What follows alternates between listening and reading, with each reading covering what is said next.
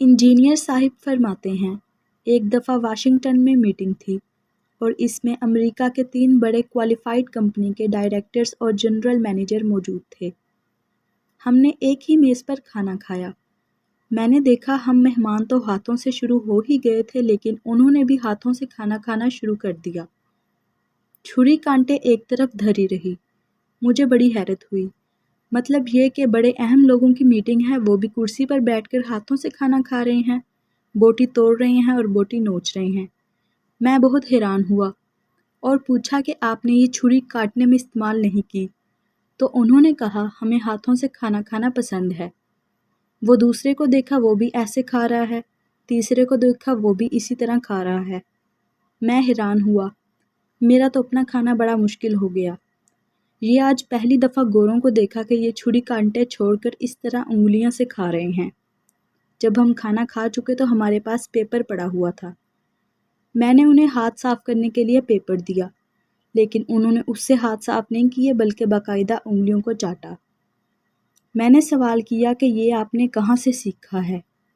تو کہنے لگے یہ امریکن ریسرچ ہے کہ جب کھانا انگلیوں سے کھایا جاتا ہے تو انگلیوں میں جو مسام ہیں ان میں پلازما خاص طور پر خارج ہوتا ہے، جس کو اگر مائکروسکوپ کے ذریعے دیکھا جائے تو واضح نظر آتا ہے۔ کہنے لگے اب ہم چھری کانٹوں کی بجائے انگلیوں سے کھانا کھانا پسند کرتے ہیں۔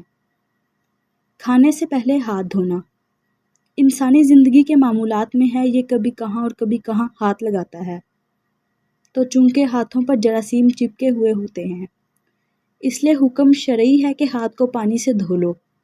پھر دوسرا حکم یہ ہے کہ اس کو کپڑے وغیرہ سے صاف نہ کرو، اس لیے کہ اس کپڑے پر لگے ہوئے جراثیم پھر کہیں ہاتھوں کو نہ لگ جائیں۔ ایک ٹرک ڈرائیور نے کھانے کے لیے ایک ہوٹل کے قریب اپنا ٹرک کھڑا کیا۔ نیچے اتر کر اس نے ٹرک کے ٹائر چیک کیے اور پھر کھانا کھایا۔ واقعہ یہ ہوا کہ ڈرائیور کھانا کھاتے ہی مر گیا۔